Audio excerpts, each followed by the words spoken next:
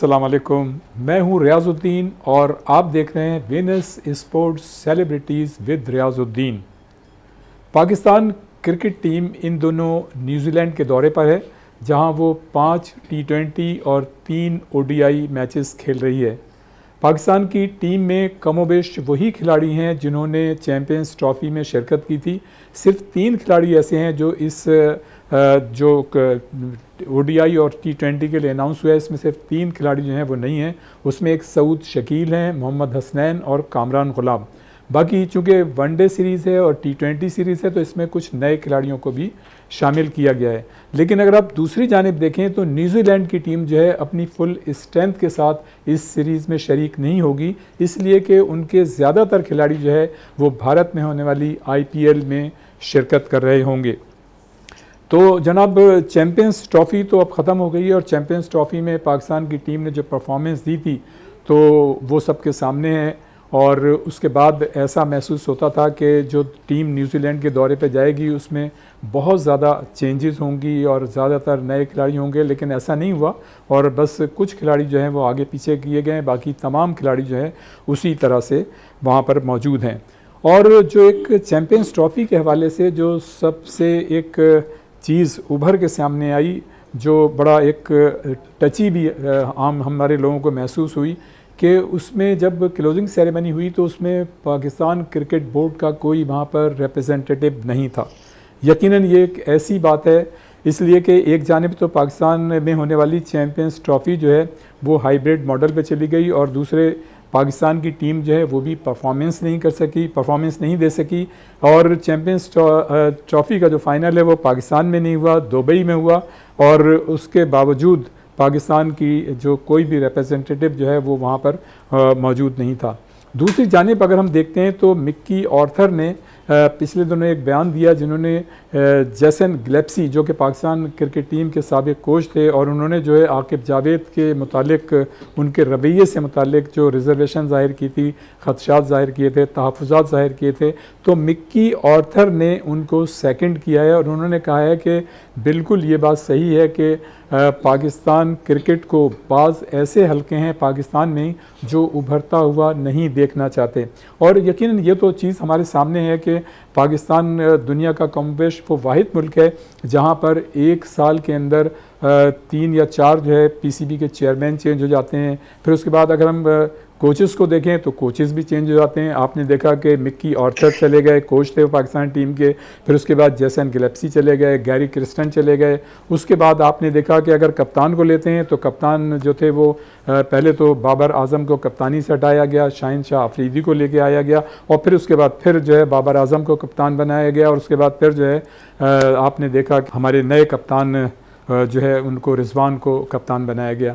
तो ये सारी चीज़ें मतलब इस चीज़ को ज़ाहिर करती हैं कि हमारी जो सिस्टम है, हमारा जो प्लानिंग है क्रिकेट का, उसमें कंसिस्टेंसी नहीं है। और ये कंसिस्टेंसी ना होने की वजह से जो कि चेयरमैन लेवल पे भी है, कोचेस लेवल पे भी है और कप्तान लेवल पे है, यही वजह है कि हमारी टीमें जो हैं इंटरनेशनली जो है वो आउटस्टैंडिंग परफॉर्मेंस का मुजाहरा नहीं कर पाती हैं। तो यकीनन इसके लिए जो है हमें सोचना होगा कि हमें अपनी लॉन्ग टर्म प्लानिंग जो है उसको किस तरह से लेके चलना है। और जनाब दूसरी जानिब जो है PSL सीज़न 10 जो है वो अब से चंद हफ्तों बाद शुरू हो जाता है और ये बात बड़ी खुशाइंद है जो सुनने में आ रही है कि जो अगला PSL 11 होगा सीज़न, उसमें 6 टीमें तो अभी शरीक होती हैं, उसमें 8 टीमें जो हैं वो शरीक होंगी। और दूसरे के बाद जो एक और खुशाइंद बात है वो ये है कि पाकिस्तान में ICC का एक ये इवेंट हुआ और उसके बाद जो है लाहौर में अगले महीने से जो वीमेंस वर्ल्ड कप जो कि भारत में होना है इसी साल के आखिर में, उससे कबल क्वालिफायर राउंड जो है वो यहाँ पर खेला जा रहा है।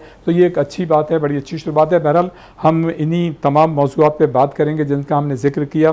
आज हमारे साथ मौजूद हैं इस स्टूडियो में, तो हमारे साथ मौजूद हैं मुनीरुल हक साहब जो कि ब्रॉडकास्टर हैं, स्पोर्ट्स एनालिस्ट हैं, क्रिकेट एक्सपर्ट हैं और FM रेडियो पे काफ़ी अरसे से 25-30 सालों से प्रोग्राम करते रहे हैं और फेसबुक पे भी आप इनको जो है इनके एनालिसिस जो है वो सुनते होंगे, देखते होंगे। और उसके साथ साथ इनकी जो एक और स्पेशलिटी ये है कि जब वो दुनिया में कहीं भी किसी टूर पे जाते हैं तो जो जिस शहर में होते हैं या जिस मुल्क में होते हैं तो उनकी जो बड़ी मारूफ साइट्स होती हैं उनको भी मतलब ये मुतारिफ़ कराते हैं। तो ये भी इनकी एक स्पेशलिटी है।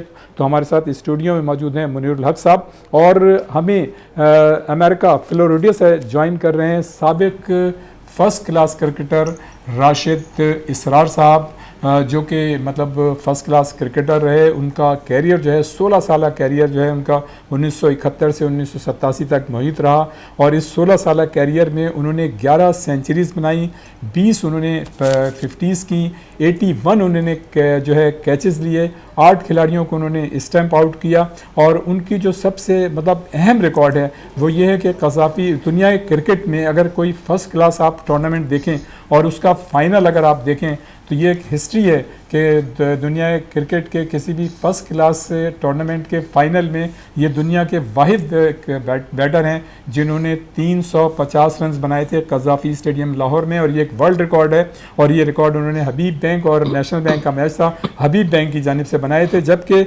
इसके साथ साथ जो है उन्होंने 2 मरतबा जो है डबल सेंचुरी की है और दोनों मरतबा वो जो है वो नॉट आउट रहे हैं। एक मरतबा उन्होंने 228 रन किए थे और लाहौर में, और इसी तरह एक मरतबा उन्होंने 211 रन किए थे। तो उनके फ़र्स्ट क्लास मैचेस की तादाद जो है 91 है, यानी 91, और 91 मैचेस में उन्होंने 4905 रन्स बनाने का कारनामा अंजाम दिया है। तो हमारे साथ फ्लोरिडा अमेरिका से मौजूद हैं राशिद इसरार साहब। राशिद इसरार साहब अस्सलाम वालेकुम। वालेकुम सलाम। कैसे हैं राशिद भाई? ठीक ठाक हैं? खैरियत से? सलाम अलैकुम मुनीर भाई को। हाँ, मुनीर भाई हमारे साथ यहाँ पे स्टूडियो में मौजूद हैं। जैसा मैंने कहा, आपको बताया कि ब्रॉडकास्टर हैं, स्पोर्ट्स एनालिस्ट हैं, क्रिकेट एक्सपर्ट हैं और FM रेडियो पे भी आपने देखा कि 25-30 सालों से प्रोग्राम करते रहें। तो हम आप दोनों साहिबान से सवालात करेंगे। चूँकि आप फ्लोरिडा अमेरिका में, तो मैं चाह रहा हूँ कि पहले इब्तिदा जो है वो आपसे की जाए ताकि आप जो है दूर हैं लेकिन हम आपको और ज़्यादा करीब महसूस करें। शाहिद भाई ये बताइएगा कि राशिद भाई ये बताइएगा, अच्छा हाँ, शाहिद इसरार साहब आपके बड़े भाई थे और वो साबिक टेस्ट क्रिकेटर थे और उन्होंने टेस्ट खेला था। तो ये बड़ी अच्छी बात है कि आप एक ही फैमिली में 2 भाई जिन्होंने जो है कौमी और बैनुल-अक़वामी सतह पर मुल्क का नाम रोशन किया। राशिद भाई ये बताइएगा कि जो आपका रिकॉर्ड अभी हमने बताया और आपने इतनी आउटस्टैंडिंग मतलब क्रिकेट खेली, आपने जो है 350 रन्स बनाए, फाइनल में पैटर्न्स ट्रॉफी के 2 मरतबा आप नॉट आउट रहे। मतलब आप ये बताइए कि फ़र्स्ट क्लास क्रिकेट की इब्तिदा आपने कहाँ से की और जब आपका इतना अच्छा रिकॉर्ड था तो क्या वजह थी कि आप टेस्ट क्रिकेट नहीं खेल सके? अस्सलाम वालेकुम। पहले मुनीर भाई को आपको बहुत सलाम वालेकुम। और मुनीर भाई का बहुत बड़ा नाम है, ये एनालिस्ट भी हैं, ब्रॉडकास्टर भी हैं और बहुत मशहूर आदमी है ये। और मैं इनको बहुत अरसे से इनको सुन रहा हूँ और इनके जो सारे हैं क्रिकेट पर तबसरे तो बहुत जबरदस्त होते हैं। तो मुनीर को बहुत सलाम। बहुत शुक्रिया। अच्छा, पहले मैं शुरू करता हूँ। मेरा जो फर्स्ट क्लास क्रिकेट का कैरियर था वो मैंने PWD से शुरू किया और मैंने PWD में कप्तानी भी की और मैंने जो बड़े बड़े आपके क्रिकेटर्स थे जिनको इंट्रोड्यूस किया, जिसमें सिकंदर बख्त, राशिद खान, एजाज फकीर, नासिर शाह, साजिद अब्बासी, इनको मैंने PWD में फर्स्ट क्लास क्रिकेट में चांस दिया और वो बाद में जो है वो पाकिस्तान को रिप्रेजेंट किया। और मैंने अपने दूसरे मैच में डबल सेंचुरी की थी हैदराबाद के खिलाफ, 211 नॉट आउट। और इसके अलावा मेरे बहुत से आउटस्टैंडिंग परफॉर्मेंस है। उस 2 साल में PWD से खेला, फिर मैं अपना हबीब बैंक में आ गया था जो कि हमारी बहुत यंग टीम थी हबीब बैंक की। उसमें मियादार कैप्टन थे, तो उसमें 9 टेस्ट प्लेयर थे मेरे अलावा, जिसमें मोहसिन खान, अब्दुल कादिर, लियाकत अली, आगा जाहिद और जमशेद और सारे ये बहुत नामवर खिलाड़ी मौजूद थे। तो अच्छा राशिद भाई ये बताइएगा, राशिद भाई ये कप्तान में खेलते रहे और हबीब बैंक को बहुत टाइटल्स जो है वो जिताए। 1 साल में तो हम लोगों ने 3 ट्रॉफी जीती थी, BCCP ट्रॉफी, खादिम ट्रॉफी। अच्छा राशिद भाई ये बताइएगा कि जाहिर है मतलब आपकी इतनी आउटस्टैंडिंग परफॉर्मेंस रही, लेकिन क्या वजह थी कि आप टेस्ट क्रिकेट में नहीं आ सके? ज्यादती हुई आपके साथ? बहुत ज्यादती हुई है।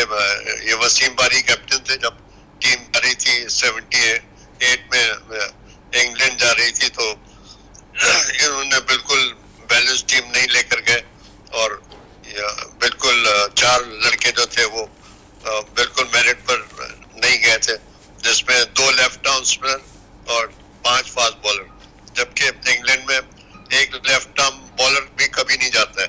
तो बहुत ही ये वसीम बारी की वजह से मैं बिल्कुल आगे नहीं खेल सका, क्योंकि मेरा बहुत आउटस्टैंडिंग परफॉर्मेंस था फर्स्ट क्लास क्रिकेट में।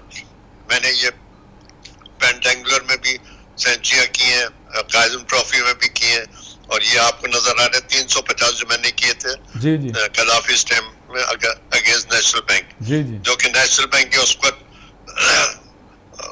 टॉप टीम थी अपनी पाकिस्तान की, जिसमें सारे आपके जो आउटस्टैंडिंग जो इत्तिशामुद्दीन, नसीर मलिक और अनवर खान, ये सारे जो आपके टॉप कंट्री के बॉलर थे जो दूसरी टीम को हिला कर रख देते थे। तो ये मैंने जो 350 किए थे और मैंने 750 मिनट बैटिंग की थी, जो ये 4th लॉन्गेस्ट इनिंग है क्रिकेट हिस्ट्री की। जबरदस्त कदाफी स्टेडियम में 2 दिन मैंने बैटिंग की थी। राशिद भाई आपके पास दोबारा वापस आते हैं, हम मुनीर उल हक साहब हमारे साथ मौजूद हैं। मुनीर भाई ये बताइए कि ज़ाहिर है चैंपियंस ट्रॉफी तो ख़त्म हो गई, लेकिन उसकी गूंज जो है वो अभी भी बरकरार है। चैंपियंस ट्रॉफी में हमने क्या खोया वो तो नज़र आ रहा है, हमने पाया क्या? और थोड़ा सा मतलब ये कि हमें ये उम्मीद थी कि जब चैंपियंस ट्रॉफी जो है उसका फाइनल हो रहा था और उसकी जो क्लोजिंग सेरेमनी हो रही थी, तो हम एक्सपेक्ट कर रहे थे कि कोई हमारा भी रिप्रेजेंटेटिव होगा, लेकिन वहाँ भी हमको मायूसी का सामना करना पड़ा। क्या खोया, क्या पाया? बहुत बहुत शुक्रिया सबसे पहले रियाजुद्दीन साहब आपका। राशिद इसरार भाई को प्रोग्राम में खुशामदीद। देखिए, राशिद इसरार भाई उन चंद टैलेंटेड प्लेयर में थे कि जिनके साथ ज़्यादती हुई है और नाम भी ले रहे हैं। एक पाकिस्तान के साबिक विकेट कीपर कप्तान का हो सकता है इनके साथ ज़्यादती हुई, क्योंकि जो रिकॉर्ड इनके फर्स्ट क्लास हैं इनको यकीनी तौर से मौका मिलना चाहिए था। कुछ लोगों के साथ बहुत ज़्यादती हुई है। राशिद इसरार भाई थे, मेरे हमनाम मुनीर उल हक, बहुत बड़ा नाम फर्स्ट क्लास क्रिकेट का, उनको भी कभी मौका नहीं मिला। तो ये कुछ ज़्यादतियाँ हैं जो खैर अभी भी ये सिलसिला चल रहा है, और ये वो लोग हैं कि जो निशानदही करते हैं। तो अफसोस भी होता है, लेकिन माशाल्लाह बड़े टैलेंटेड प्लेयर थे, तो प्रोग्राम में हमारे साथ हैं, ये मेरी बड़ी खुशी हो रही है। चैंपियंस ट्रॉफी की आपने बात की रियाज भाई, चैंपियंस ट्रॉफी में हमने सिर्फ खोया है, पाया कुछ नहीं।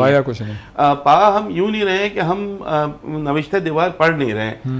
2023 ODI world cup first round exit, T20 world cup first round exit, America से भी हार गए, और यहाँ अपने होम ग्राउंड पर डिफेंडिंग चैंपियन होने के बावजूद हम अपने ग्रुप में बांग्लादेश से भी नीचे थे पॉइंट टेबल पर नेट रन रेट के हिसाब से। तो हमने पाया तो कुछ नहीं है, सिर्फ खोया है। और उस खोने के बाद भी जब न्यूजीलैंड टीम जा रही है तो आपने उसमें कोई सर्जरी, कोई तब्दीली नहीं की है। कमोबेश वही खिलाड़ी हैं, किसी को आपने वनडे टीम में ले लिया है, किसी को T20 टीम में ले लिया है। और ज़्यादतियों की जो बात कर रहे थे ना राशिद भाई, तो ज़्यादती यहाँ पर देखें अभी भी आप देखें अकरा परवरी चल रही है। मुझे समझ में नहीं आता कि शादाब खान को किस बुनियाद पर टीम का कप्तान बना के वो किया गया था। आगे चल के इस पर बात करेंगे। लेकिन जो आपने दूसरा मौजू मुझसे पूछा था कि क्लोजिंग सेरेमनी में क्यों नहीं थे, तो उसकी वजह ये थी कि एक तो हमारे चेयरमैन साहब नहीं गए थे रीजन, लेकिन हमारे चीफ ऑपरेटिंग किसी का नाम दिया था, सैयद साहब वहाँ मौजूद थे, लेकिन उन्होंने उनको बुलाया नहीं गया, जिस पर पाकिस्तान क्रिकेट बोर्ड ने वजाहत भी मांगी आईसीसी से, और आईसीसी ने भी ऐसे ही बस उससे अब क्या होता है उसके बाद, क्योंकि वहां पर 4 में से 3 लोग जो हैं वो इंडियन क्रिकेट से रिलेटेड थे, चाहे उनके साकिया साहब थे या रॉजर बिनी थे या खुद चेयरमैन आईसीसी जय शाह थे। लेकिन ऐसा लग रहा था कि वो पूरा शो स्टील कर लिया भारत ने। भारत जो है वो होस्ट है, पाकिस्तान होस्ट नहीं है, तो ये चीज़ बहुत ज़्यादा खली थी पाकिस्तान। अच्छा मुनीर भाई, साबिक वेस्ट इंडियन क्रिकेटर हैं एंडी रॉबर्ट्स, उन्होंने जो है बड़ी रिजर्वेशन अपने तहफ़्फ़ुज़ात का मतलब ये कि इजहार किया है कि आईसीसी जो है वो भारत नवाजी पे उतर आई है। और इससे कबल हमने देखा कि ऑस्ट्रेलिया और इंग्लैंड में भी मतलब इस तरह की आवाज़ें आ रही थी, लेकिन हमने ये देखा कि एक तो जिस वक्त ये सारी चीज़ें डिसाइड हो रही थी उस वक्त किसी ने कोई बात नहीं की। दूसरे ये कि जब आईसीसी की मीटिंग्स होती हैं तो ऑफिशियली किसी भी क्रिकेट बोर्ड ने जो है इस तरह के तहफ़्फ़ुज़ात का या कोई ऐसी वहाँ पे आवाज़ नहीं उठाई। तो एंडी रॉबर्ट्स जो हैं उन्होंने ये कहा है, अब क्या हो सकता है? देखिए, एंडी रॉबर्ट्स दुनिया के क्रिकेट में अगर फास्ट बॉलर की बात करेंगे ना तो वन ऑफ द बेस्ट, यानी डेनिस लेली के भी सबसे जो अच्छे बॉलर उनकी नज़र में थे वो एंडी रॉबर्ट्स थे। एंडी रॉबर्ट्स ने बाकायदा एक बयान दे दिया है और यहाँ से मेरा ख्याल है अब स्टार्ट हो गया है, जो भारत की हटदर्मी है ना उसका स्टार्ट हो गया। इससे पहले माइकल एथर्टन, नासिर हुसैन दोनों ने बयान दिए थे, लेकिन एंडी रॉबर्ट्स का बयान देना, उन्होंने एक इतनी बड़ी बात कही है। उन्होंने ये कहा है कि कल अगर भारतीय क्रिकेट बोर्ड ये कह दे कि नो बॉल और वाइट बॉल नहीं होना चाहिए तो आईसीसी उसका भी हल निकाल के वो भी खत्म कर देगी। उन्होंने बाकायदा कह दिया ICC is Indian cricket board, not international cricket council. तो ये जो चीज़ें हो रही हैं अब इसमें बातें होने शुरू हो गई हैं। अभी आप देखें द 100 टूर्नामेंट होता है इंग्लैंड में, कोई भी नहीं है उसमें 4 टीमें, 6 में से 4 टीमें आईपीएल ओनर्स की हैं। जी बिल्कुल, वो किसी को नहीं लेंगे पाकिस्तान। इसके बाद पाकिस्तान 45 में से किसी एक खिलाड़ी को भी नहीं किया। ये भी मैं आपको बता रहा हूँ कि जो चीज़ें हो रही हैं, साउथ अफ्रीका लीग भी उन्हीं की होती है, उसमें भी कोई पाकिस्तानी नहीं होता। अब आप ये देखें कि जो ये चीज़ें हुई उसके बाद आप पाकिस्तान क्रिकेट देख लें, हम खुद भी अपनी तरफ से कोई ऐसे कारनामा नहीं देखें। सबसे अच्छा मौका होता है कि आप खुद जवाब दें मैदान में। आपकी टीम तो अच्छा परफॉर्म करे ना, आपकी टीम भी अच्छा परफॉर्म नहीं करी, ऊपर से इंडिया से इतना रेवेन्यू आता है कि कोई बोल नहीं पाता है। आईपीएल में सारे इंग्लैंड के प्लेयर खेलेंगे लेकिन उनको दूसरे लीग खेलने की इजाज़त नहीं है। तो कहीं ना कहीं पे कुछ चीज़ें हैं, लेकिन ये बहुत अच्छी बात है कि एंडी रॉबर्ट्स का ये कहना, वो बहुत बड़े बॉलर हैं, उनको शायद इतना क्रेडिट नहीं मिल सका, हम दूसरे बॉलर्स के देते हैं, लेकिन जितना बड़े वो बॉलर थे ना उतना शायद उनको शोहरत नहीं मिली। लेकिन उन्होंने अब स्टार्ट कर दिया है। अब स्टार्ट का मतलब ये है कि आप लोग बोलेंगे, हर कोई पैसे के पीछे नहीं जाता, कुछ लोग होते हैं जो उसूल के साथ चलते हैं। जैसे आई थिंक रॉबर्ट्स भी उन्हीं में से एक थे। जनाब यहाँ पर हुआ है वक्त एक ब्रेक का। हमारे साथ फ्लोरिडा अमेरिका से मौजूद हैं साबिक फर्स्ट क्लास क्रिकेटर राशिद इसरार, और यहाँ पर हमारे साथ स्टूडियो में मौजूद हैं क्रिकेट एक्सपर्ट मुनीरुल हक साहब।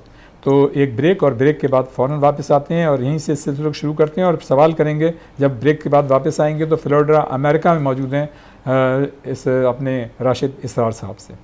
ये टेक ए ब्रेक।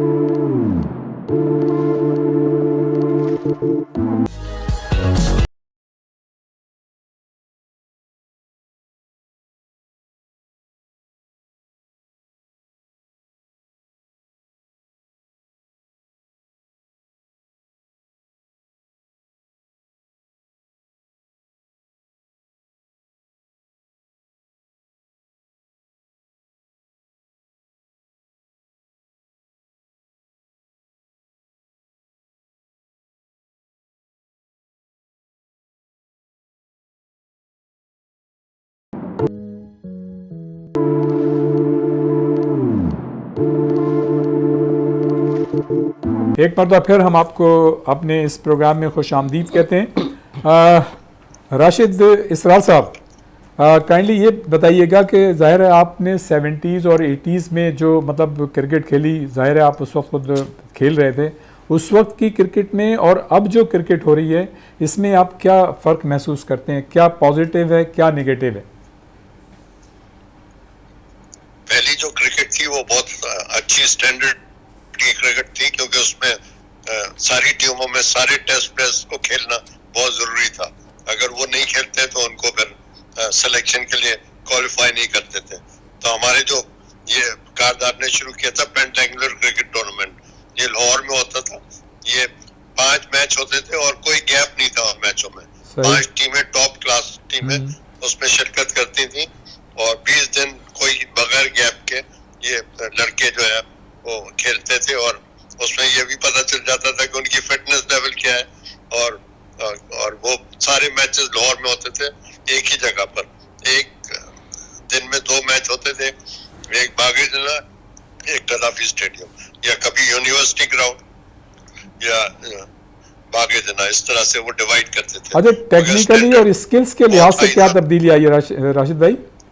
उस वक्त जो आप तब्दीली ये आई है कि यहाँ आप सिफारशी लोग बहुत आ गए और जो बोर्ड के आप चेयरमैन हैं, एक साल में 5 आपके चेयरमैन बदल रहे हैं और जो स्टैंडर्ड है वो बहुत गिर गया है क्योंकि क्रिकेट को ज्यादा ही इन्होंने कर दिया, जिसकी वजह से स्टैंडर्ड बहुत लो पर चला गया। पहले कराची में उस जमाने में सिर्फ 5 टीमें होती थी जो सीनियर लीग खेलती थी, जिसमें संगम, पाक क्रिसेंट और सिटी जिमखाना और ये सारी जो टीमें थी ये तो, और जूनियर लीग होती थी, उसमें 20 टीमें थी। तो आप ये देखें जो अब स्कूल क्रिकेट भी बिल्कुल खत्म हो गई है, ना कॉलेज क्रिकेट है ना इंटर अब तो यूनिवर्सिटी डोमेस्टिक क्रिकेट भी कमोबेश उस हिसाब से नहीं हो रही जिस तरह से होना चाहिए थी डोमेस्टिक क्रिकेट हमारी। बिल्कुल डोमेस्टिक क्रिकेट आपके सामने है। अब जो कल परसों में सुन रहा था कि जो पंजाब में टीमें बनती हैं वो सिलेक्शन पैसे देकर होता है, तो जब आप पैसे देकर टीम में खेलेंगे अंडर 19 अंडर 15 में तो क्या आपका स्टैंडर्ड रह जाएगा। तो इससे तो हमारी और बदनामी हो रही है कि अब ये नौबत आ गई है कि आप यहाँ रिश्वत देकर आप टीम में आ रहे हैं और इस तरह से मेरिट को बिल्कुल नजरअंदाज किया जा रहा है। तो जो गरीब का बच्चा है वो तो फिर आ ही नहीं सकता। तो इंडिया और हमारे में यही फर्क है। इंडिया में आप देखें लास्ट 5 साल से सही हर चीज मेरिट पर है और अच्छे लड़के उनके आ रहे हैं, यंगस्टर्स आ रहे हैं और उनका जो कॉम्बिनेशन है और बॉडी लैंग्वेज है और मेंटल स्ट्रेंथ है वो हमसे 100 गुना ज्यादा है। तो इसीलिए इंडिया जो है सारे टूर्नामेंट लास्ट 3-4 साल में आप देखें सब ये रोहित शर्मा ने ये 4थी ट्रॉफी जो है ये 2 में फाइनल में आए थे और 2 ट्रॉफी रोहित शर्मा ने अभी ये जो खत्म हुआ है। जी बिल्कुल, इसमें तो कोई शक नहीं है राशिद भाई के इंडिया का जो डोमेस्टिक जो सिस्टम है वो बहुत ही अच्छा है। उनकी प्लानिंग जो है वो बड़ी ज़बरदस्त है, वो लॉन्ग टर्म प्लानिंग पे अमल कर रहे हैं और जिस तरह से आप देखें कि वो अगले वर्ल्ड कप के लिए उन्होंने अभी से पांड्या को जो है उन्होंने कप्तान जो है नामज़द कर दिया। तो ये सारी चीज़ें वो तो हर चीज़ प्लानिंग के साथ लेके चल रहे हैं।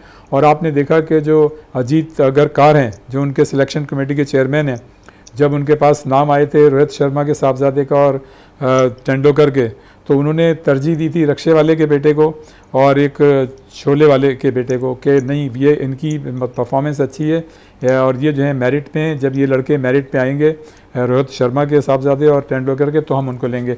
अच्छा मुनीर भाई ये बताइए कि आप कि न्यूजीलैंड के दौरे पर ज़ाहिर है जो हमारी टीम गई है, आप क्या समझते हैं? ज़ाहिर है कमोवेश चैम्पियंस ट्रॉफी की जो टीम है वही है तकरीबन, उसमें कोई ऐसा क्या समझते हैं कि टीम मुख्तलिफ होनी चाहिए थी, ये टीम सही है और क्या मतलब उसकी परफॉर्मेंस हो सकती है? देखिए एक चीज़ जो अच्छी हुई है वो ये कि कई यंगस्टर्स को मौका दिया गया है जो बड़ा अच्छी परफॉर्मेंस डोमेस्टिक में दे रहे हैं। हसन नवाज़ उसमें बड़ा कॉमन नेम है। उसके अलावा जहादात खान को मौका दिया गया है और भी 1-2 प्लेयर हैं कि जो टीम में शामिल किए गए हैं। अब्दुल समद हैं, फैसलाबाद से ताल्लुक़ है, बड़े अच्छे मुझे नज़र आए जब भी उन्होंने चैम्पियंस कप में खेला, बड़ी अच्छी परफॉर्मेंस दी। लेकिन यहाँ देखिए ना जो तजाद नज़र आता है ये नज़र आता है कि जो कप्तान है जिनको कप्तान बनाया गया उनके सिर्फ 6 मैचेस हैं। 6 मैच हैं और जो वाइस कैप्टन है so called vice captain Shadab Khan, उनके 104 मैचेस हैं। लेकिन शादाब खान की टीम में जगह नहीं थी, चाहे 104 या 204 मैच खेलने में। बरमला मैं कहता हूँ बिकॉज कि उन्होंने पिछले 1 साल से यानी पूरा 2024-2023 का वर्ल्ड कप उन्होंने पाकिस्तान को सिवाय शिकस्त के कुछ दिया नहीं। कभी वो बॉलर बन जाते थे, कभी बैट्समैन बन जाते थे, ऑलराउंडर बनते थे, हर जगह अपनी पोजीशन के हिसाब से खेलना, चीज़ें करना, लेकिन नाकामियों के अलावा कुछ नहीं। बड़ी मुश्किल से उनसे जान छुड़ाई गई थी, अब वो दोबारा आ गए। ना सिर्फ वाइस कैप्टन आए बल्कि ऑफ द रिकॉर्ड तो आपने भी सुना होगा उनको कप्तान बनाया जा रहा था। जी पहले किस बुनियाद पे कप्तान बनाया जा रहा था या किस बुनियाद पे वाइस कैप्टन बनाया गया है इसका कोई जवाब किसी के पास है ही नहीं। इसलिए कि उनकी अगर पिछली आप तमाम इनिंग्स देख लें T20 वनडे तो अब बुरी तरह वो नाकाम हुए हैं। वो बॉलिंग करते हैं, बॉलिंग छोड़ के वो बैटिंग में आ जाते हैं, ना उनसे बॉलिंग होती है ना बैटिंग होती है, तो उनका तो किसी तरह बनता ही नहीं था। इस तरह जिस तरह फ़हीम अशरफ को आपने चैंपियंस ट्रॉफी में लिया था सिफारिशी बुनियाद पर, एक दफ़ा फिर उनको न्यूजीलैंड के लिए वनडे टीम में रखा गया है, कोई बुनियाद नहीं है। मुझे बताया ना उसामा मीर क्यों नहीं है T20 स्क्वाड में? उसामा मीर को शादाब की जगह होने चाहिए। वो अभी जो राशिद भाई कह रहे थे कि जाहिर है उसका बेचारे की कोई सोर्स नहीं होगी, वही यही कोई बात पसंद नापसंद बात है। आमिर जमाल जो है वो फ़हीम अशरफ की जगह होने चाहिए थे। जो टैलेंट नजर आ रहे हैं ना आप उनको ले नहीं रहे। 4 हमारे स्पिनर हैं, उसमें सिर्फ सुफियान मुकीम लेफ्ट आर्म स्पिनर मुझे नजर आ रहे हैं। हालांकि वो माज सदाकत भी हमारे पास हैं, अरफात मिनाज भी हैं, मेहरान मुमताज़ भी, सब इक्वली वेरी गुड टैलेंटेड। उनको भी एक आध को मौका देना चाहिए था, लेकिन सुफियान मुकीम को आज मुझे ये नहीं लग रहा कि सुफियान मुकीम या अबरार को ज़्यादा चांस मिलेगा, क्योंकि शादाब ऑलरेडी हैं, खुशदिल को भी खिलाया जाएगा और ये विकेट हैगले ओवल की फास्ट विकेट है, ग्रीन विकेट है। अच्छा, एक आम परसेप्शन है कि शादाब को लॉन्ग रन के लिए कप्तान बनाना है, जो प्लान का हिस्सा है, जो एक आम ख्याल है, लेकिन उनको न्यूजीलैंड के दौरे पे पहले तो आवाज़ें आ रही थी कि शायद इनको कप्तान बना के ले जाएंगे, लेकिन एन वक्त पे इनको ड्रॉप इसलिए कर दिया गया कि अगर वहाँ पे परफॉर्मेंस ख़राब होती है तो फिर ये इनको कप्तान कंटिन्यू रख सकेंगे। तो इनको आप समझते हैं कि कुर्बानी का बकरा बनाया गया सलमान आगा को, कि वहाँ से ख़राब परफॉर्मेंस हो, फिर उसके बाद जवाज़ हो और फिर शादाब को हम कप्तान बनाएं? देखिए, सलमान आगा की T20 स्क्वाड में अभी जगह नहीं बन रही थी, बिकॉज कि उन्होंने 6 मैच खेले, टोटल 50 रन बनाए हैं, एक उसमें 32 है, बाकी 5, तो वो उनकी तो T20 टीम में अगर नहीं भी शामिल किया जाता तो कोई बात नहीं होती, कोई बात नहीं उठती। लेकिन शादाब खान का तो लॉन्ग रन का कप्तानी कर रहे हैं, वो तो लॉन्ग रन टीम में वो तो है ही नहीं ना। टॉप 40 प्लेयर्स भी अगर आप निकालेंगे तो शादाब उसमें नहीं आते भाई। ये किस किस्म की सिफारिश चल रही है, किस किस्म का, अगर किसी के सुसर को जो है आप जो है वो चीफ सेलेक्टर बना रहे हैं, या किसी और के सुसर जो है वो कहते हैं नहीं जी मेरा बॉलर, ऐसा नहीं है। शाहीन शाह अफरीदी से परफॉर्मेंस नहीं हो रही, बेहतर ये है कि वो खुद कह देते कि मैं नहीं खेलूंगा, मैं फर्स्ट क्लास खेलने जा रहा हूं, मैं पहले अपनी परफॉर्मेंस सही करूंगा फिर आऊंगा। शाहिद अफरीदी को यही कहना चाहिए था कि अभी शाहीन शाह अफरीदी। अरे मुनीर भाई, इसके लिए बड़ी इखलाकी जरूरत की जरूरत होती है। इंग्लैंड की टीम की परफॉर्मेंस खराब थी, इंग्लैंड की टीम के कप्तान ने इखलाकी जरूरत का मुजाहरा करते हुए जॉर्ज बटलर ने जो है स्टेप डाउन कर लिया। इखलाकी जरूरत हमारे यहाँ किसी में नहीं है, हमारे यहाँ जब तक आप उसको हटाएंगे नहीं ना, जब तक ये चीजें चलती रहती हैं। अच्छा मुनीर भाई, sorry to cut you, New Zealand की जो टीम है उसके जो मतलब उनकी जो मेन स्ट्रेंथ है, ज़्यादातर जो सीनियर खिलाड़ी हैं वो तो IPL में जा रहे हैं, तो आप समझते हैं कि अब उनकी बी टीम है तो हमारी टीम को जीतना चाहिए? उनकी बी टीम आई थी, यही माइकल ब्रेसवेल कप्तान थे पाकिस्तान 5 T20 खेलने के लिए लास्ट ईयर, उसमें से उन्होंने एक मैच वॉश आउट हुआ था और 2-2 से सीरीज बराबर करके गए थे आपके होम ग्राउंड पर, जब बार अजम कप्तान थे। इससे पहले जब हम गए थे, शाहीन शाह अफरीदी वाहिद कप्तानी जो की थी, 5 मैचों की सीरीज 4-1 पाकिस्तानी टीम हारी थी। इस वक्त जो प्लेयर है ना, मैं सिर्फ 3-4 प्लेयर के नाम ले रहा हूँ, यही पाकिस्तान पर भारी पड़ जाएंगे। Finn Allen, mark Chapman, Daryl Mitchell, Jimmy Neesham, ये पाकिस्तान पर बहुत भारी पड़ जाएंगे। इनके होते हुए उनको ज़रूरत नहीं है। फिर उनकी अपनी कंडीशन है, ग्रीन विकेट नज़र आ रही है। आज भी कह रहे थे अपने प्रेस कॉन्फ्रेंस में कि विकेट पर ग्रास है, इसका मतलब है उनके फास्ट बॉलर काइल जेमिसन हैं, विलो रॉर्क हैं, उनके पास 1-2 और उनके फास्ट बॉलर हैं, वो जो है अपना काम कर देंगे। जेकब डफी हैं, जेकब डफी जिन्होंने पाकिस्तान के खिलाफ भी अपना T20 डेब्यू किया था 2020 में, तो उनकी टीम पाकिस्तानी टीम से अभी बहुत बेहतर नजर आ रही है। अपार्ट फ्रॉम दैट के रचिन रविंद्र नहीं है, ग्लेन फिलिप्स नहीं है, मिचेल सेंटर नहीं है, टॉम लेथम नहीं है, उसके बावजूद उसके बावजूद उनकी टीम बिल्कुल इस वक्त भी देखना होगा कि मतलब न्यूजीलैंड में बी टीम के खिलाफ हमारी टीम की परफॉर्मेंस क्या होती है। राशिद इसरार साहब,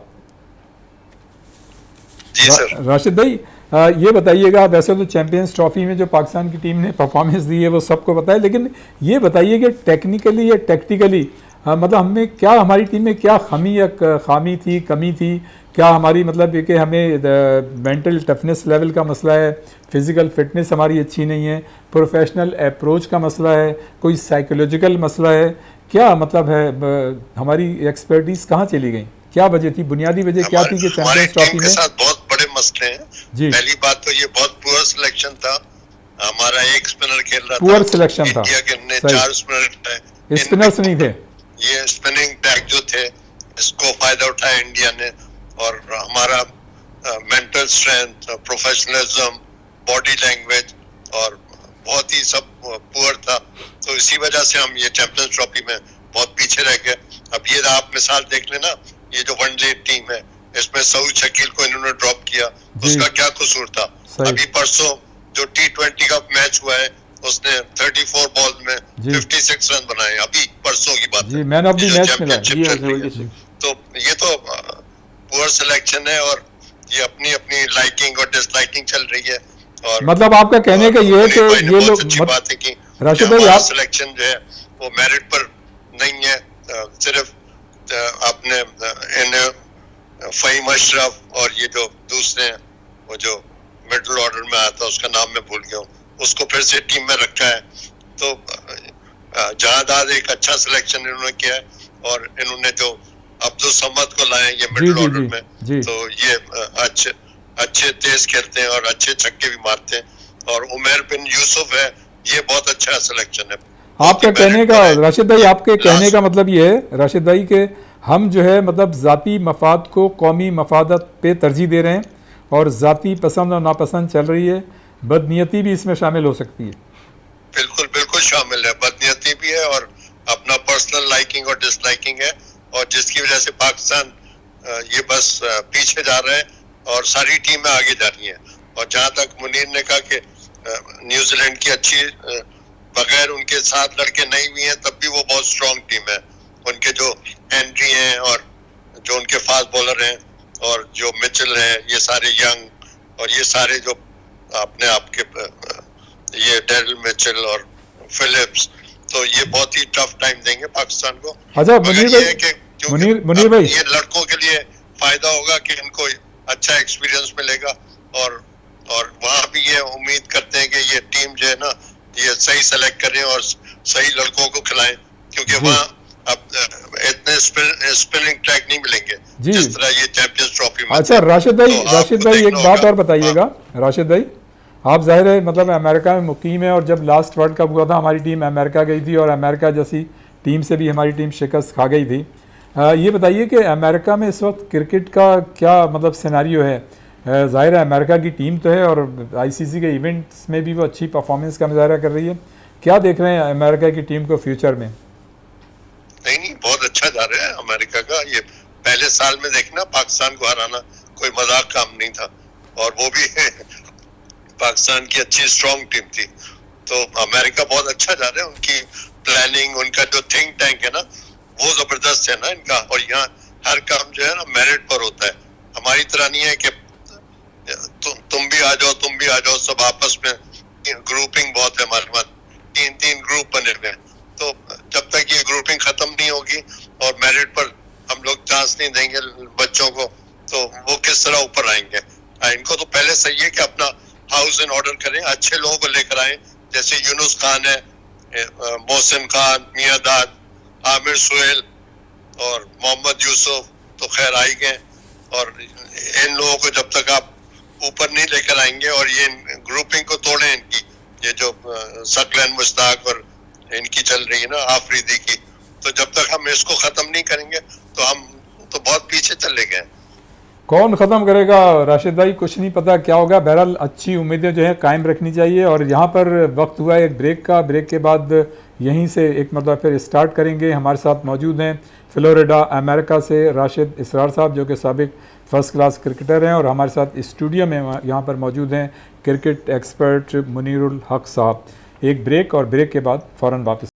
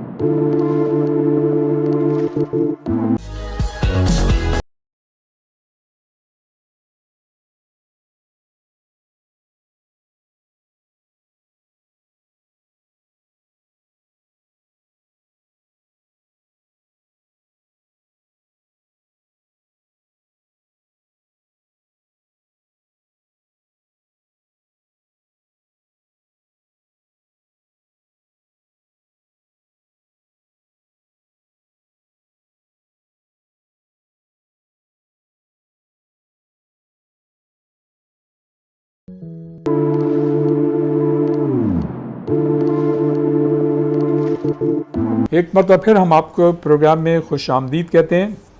जी मुनीर भाई, ये बताइएगा कि जैसन गिलेप्सी जो पाकिस्तान क्रिकेट टीम के कोच रहे हैं, उन्होंने आकिब जावेद के मुतालिक बाज़ तहफ़्फ़ुज़ात का इज़हार किया और काफ़ी गुस्से में भी नज़र आए और उसको मिक्की ऑर्थर ने भी बाद में बैक किया था। तो उनका कहने का मकसद ये था कि इनका रवैया ऐसा था जिसकी वजह से मुझे कोचिंग छोड़नी पड़ी और गैरी क्रिस्टन के साथ भी इन्होंने जो है वो ज़्यादती की। तो इसको किस तरह से देखते हैं? क्या वन मैन शो की वजह से सारे मामला ख़राब होते हैं? क्या है ये सिलसिला? देखिए भाई, मैंने भी जैसे गिलेस्पी का ट्वीट पढ़ा था, उसमें तो बाकायदा उन्होंने आकिब जावेद को जोकर कह के खिताब दिया है उसको और कहा है कि जी ये जो है सियासत करते थे मुझे और गैरी कर्स्टन को हटाने के लिए। जेसन गिलेस्पी की तो मैं बात नहीं करता, लेकिन गैरी कर्स्टन बहुत बड़ा नाम है। वो 2011 में वर्ल्ड कप जितवा चुके हैं भारत को। उसके अलावा जब ये हमारे लिए एक तरह से ऑनर की बात थी कि गैरी कर्स्टन जो है हमारी कोचिंग, लेकिन किस तरह भोंडे तरीके से चीज़ें को अख्ताम हुआ है, तो ये तो चीज़ नहीं है। जब आप इख्तियारात सब एक को दे देते हैं ना, तो फिर यही चीज़ें होती हैं। अगर आपको याद हो तो 2019 में जब मिसबा को सारे इख्तियारात दे दिए गए थे, इनको हटा दिया गया था। मिसबा उस कमेटी में थे जिसने ये तयन करना था कि मिकी आर्थर को रखा जाए या हटा दिया जाए। तो वो उस कमेटी में होने के बावजूद उनको हटा दिया और ख़ुद उस कमेटी से वो आए, वो कोच भी बन गए, वो चीफ सेलेक्टर भी बन गए और बाद में एक इस्लामाबाद यूनाइटेड की कोचिंग भी वो करना शुरू हो गई। यानी हर चीज़ उनकी वहाँ से चीज़ें ख़राब होना शुरू हुई हैं।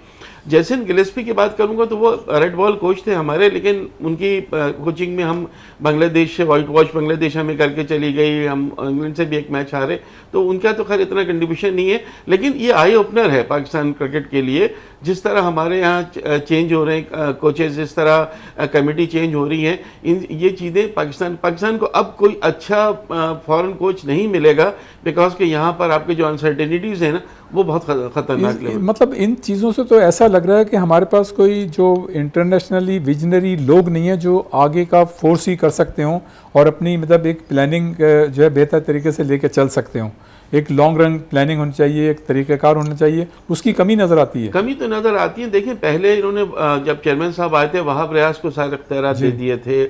उसके बाद फिर हमने देखा कि बातें हो रही हैं कि वक़ार यूनुस जो है वो सारा होलसोल हो जाएंगे, फिर उनको नहीं रखा गया। हमारे जो साबिक एक ओपनर हैं, उनका नाम मुझे इस वक्त याद नहीं आ रहा, वो पाकिस्तानी टीम के हेड कोच बन गए थे।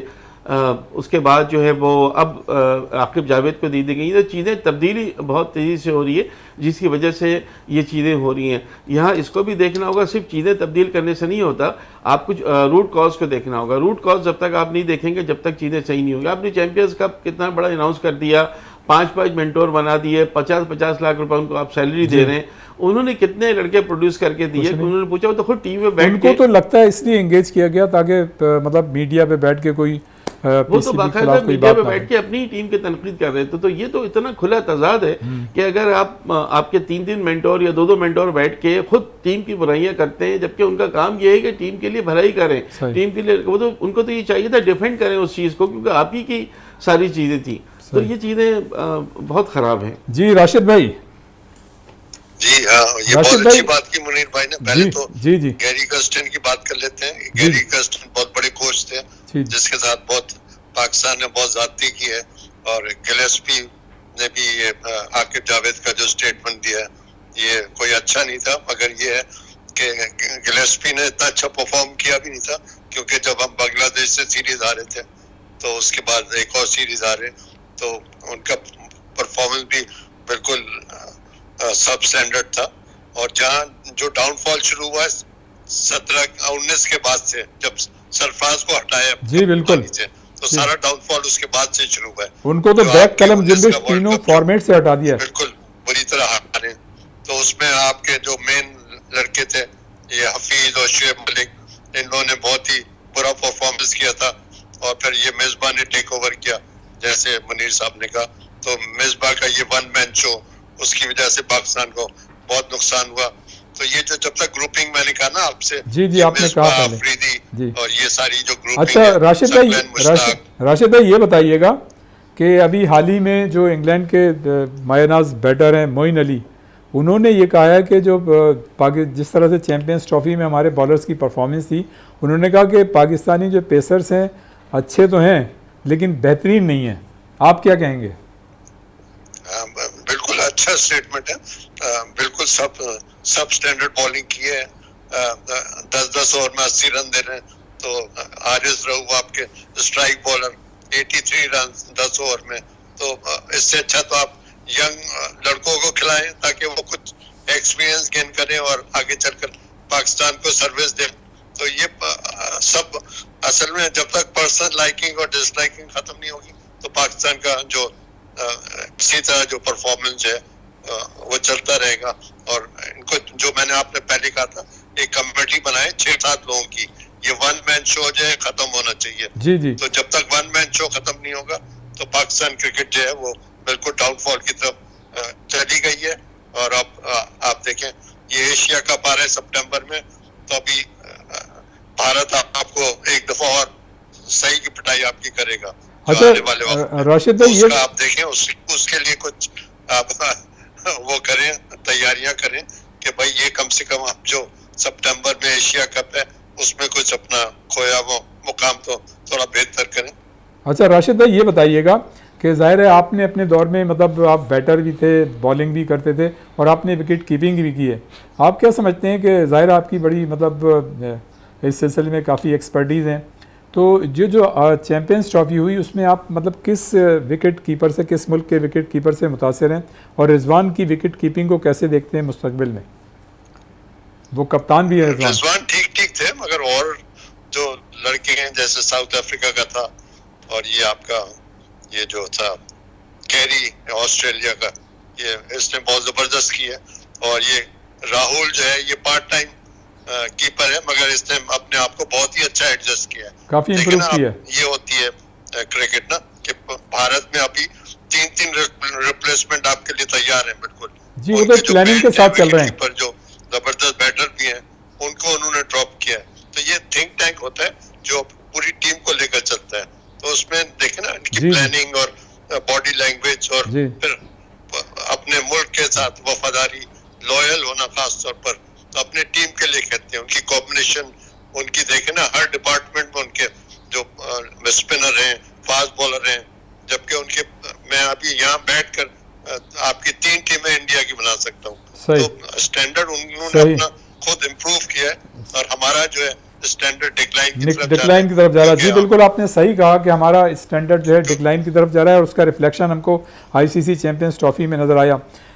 मुनीर हक साहब, ये बताइएगा कि जैसे PSL 10 जो है वो हो रही है और काफ़ी मतलब अरसे से हो रही है, नो डाउट मतलब एक दुनिया में मतलब इसका बड़ा सॉफ्ट इमेज गया है और एक अच्छा ब्रांड बन के सामने आया है। आप क्या समझते हैं कि PSL के जो मकासद थे वो हमने हासिल कर लिए हैं या मतलब ये कि अभी और मतलब ज़रूरत है इस बात की? अच्छा, इसके जवाब से पहले मैं जो अभी राशिद भाई बात कर रहे थे ना कि सितंबर में T20 एशिया कप है, तो अब पाकिस्तान के लिए देखें, अब पाकिस्तान को सोचना होगा कि पाकिस्तान इंडिया को तो हरा नहीं सकता, तो क्या हम अफगानिस्तान को और श्रीलंका को हरा सकेंगे? नहीं, इस वक्त ये पोजीशन है पाकिस्तानी टीम की।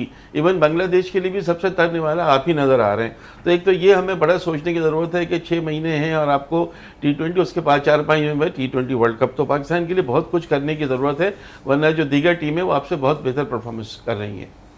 अच्छा, IPL भी हो रहा है जी और साथ साथ PSL भी हो रहा है और ज़्यादातर खिलाड़ी जो है IPL होने की वजह से ज़ाहिर है IPL में चले गए, वो पाकिस्तान नहीं आ सके। यानी लास्ट ईयर जितने ज़्यादा मतलब ए ग्रेड के प्लेयर्स आए थे वो नहीं आए। यहाँ पे सिर्फ अपने जो ऑस्ट्रेलिया के हैं डेविड वार्नर, वो आ रहे हैं, सबसे महंगे तरीन खिलाड़ी हैं। क्या कहेंगे? देखिए, IPL से पहली दफ़ा क्लैश हो रहा है PSL का, वरना IPL इन्हीं दिनों में होती है। PSL जो है वो नॉर्मली फेब में होती है, फेब मार्च में, वो उससे फ़र्क नहीं पड़ता। देखिए, जिनको IPL जाना है वो तो IPL जाएंगे, जिनको IPL नहीं जाना, जो नहीं वहाँ सेलेक्ट हुआ या वो नहीं खेलना चाहते, वो पाकिस्तान में आएंगे। पाकिस्तान सुपर लीग एक ब्रांड तो है, इसमें कोई शक नहीं है, लोगों का इंटरेस्ट भी होता है, दुनिया भी इस लीग को मान रही है, 10वां एडिशन है, काफ़ी कुछ। अगर हम लीग की बात करें, पाकिस्तान के टूर्नामेंट की बात करें, तो काफ़ी कुछ हम अचीव कर चुके हैं, बट स्टिल हम IPL से तो उसका मुकाबला नहीं कर सकते। लेकिन बहरहाल जो दूसरी लीग्स हैं, चाहे वो श्रीलंका की हो, बांग्लादेश की हो, कैरेबियन हो, उनसे बहुत ज़्यादा हमारा स्टैंडर्ड है। तो IPL, बिग बैश लीग और PSL, ये 3 मुझे लगता है कि बहुत अच्छे इनकी वैल्यूज़ भी हैं और काफ़ी कुछ पाकिस्तान ने हासिल किया है PSL से। अच्छा राशिद भाई, हमने ज़ाहिर है आप दोनों साहिबान से बहुत सारे सवालात किए, मैंने सवालात किए, आपने जवाबात दिए। कोई ऐसी बात जो आपके क्रिकेट के हवाले से जहन में हो और मैं ना पूछ सका हूँ, एक तो वो काइंडली ज़रूर कीजिएगा और दूसरे ये कि चूँकि हमारे प्रोग्राम का वक्त ख़त्म हो रहा है, एक तो वो कीजिएगा और कोई मैसेज हमारे नौजवानों को अगर आप देना चाहें तो। बस मैं अपने प्लेयर्स को यही कहूंगा, जरा बॉडी लैंग्वेज और मेंटल स्ट्रेंथ और फिटनेस लेवल इसका सबसे ज्यादा ख्याल रखें और जो भी आप मैच खेलने जा रहे हैं उसमें 100% अपना दें, पूरी अपने पाकिस्तान के लिए खेलें। अपने सेल्फिश अप्रोच को जो वो पीछे छोड़ें और ज्यादा से ज्यादा अपना बिल्कुल 100% 200% एफर्ट जो है वो फील्ड में दिखाएं, क्योंकि ये के लिए अच्छा मौका है। ये वो अपना उमर बिन यूसुफ और अब्दुल समद और ये सारे लड़के जो अभी टीम में आए और मुकीम जो है बहुत जबरदस्त बॉलर है, तो इनको ज्यादा से ज्यादा आप चांस दें और इनको ये है कि अपना प्रूफ करें कि भाई हम one of the best in Pakistan है। जी मुनीर भाई, यही सवाल जो मैंने राशिद भाई से किया कि क्रिकेट के हवाले से अगर कोई ऐसी बात जो मैं ना पूछ सका हूँ और हमारे नौजवानों के लिए कोई पैगाम। देखिए सारी चीज़ें तो आपने बहुत सी चीज़ें तय कर ली, हमने देख लिया, आप सवाल ऑलमोस्ट हो गए। सिर्फ ये है कि पाकिस्तान की जो इस वक्त T20 टीम है ना, उसके लिए ये बड़ा इंपॉर्टेंट मौका है। जैसे राशिद भाई अभी कह रहे थे ना कि कुछ यंगस्टर जिनको पहली दफ़ा टीम में शामिल किया है या कुछ प्लेयर जो अभी तक डेब्यू उनका नहीं हुआ है, उनके लिए बहुत अच्छा मौका है। अगर उनको प्लेइंग 11 में शामिल किया जाता है तो खेलें। अब पता नहीं सुफियान मुकीम शादाब के होते हुए उनको मौका देंगे नहीं देंगे, अबरार के होते हुए उनको मौका मिलेगा नहीं मिलेगा, लेकिन जिसको भी प्लेयर को मौका मिलता है उसके लिए ये बहुत अच्छा प्लेटफॉर्म है कि यहाँ से वो अपनी परफॉर्मेंस दे। पाकिस्तान के लिए ये न्यूजीलैंड की जो सीरीज़ है ये बताएगी कि हम चैम्पियंस ट्रॉफी की तरह नाकामी ही की तरफ जा रहे हैं या कुछ हमें नज़र आता है कि हम पॉजिटिव देख रहे हैं पाकिस्तान क्रिकेट के लिए। बहुत शुक्रिया मुनीरुल हक साहब और बहुत शुक्रिया फ्लोरिडा। रियाज भाई जी, रियाज भाई जी जी, मैं ऐड कर दूं जरा। कर दें जल्दी से कर दें, प्रोग्राम हमारे। ये दो लड़कों को हम बहुत मिस करेंगे। एक है कासिम अकरम जो 2 साल से बहुत परफॉर्मेंस दे रहा है, वो ऑलराउंडर भी था, उसको इन्होंने नहीं सिलेक्ट किया।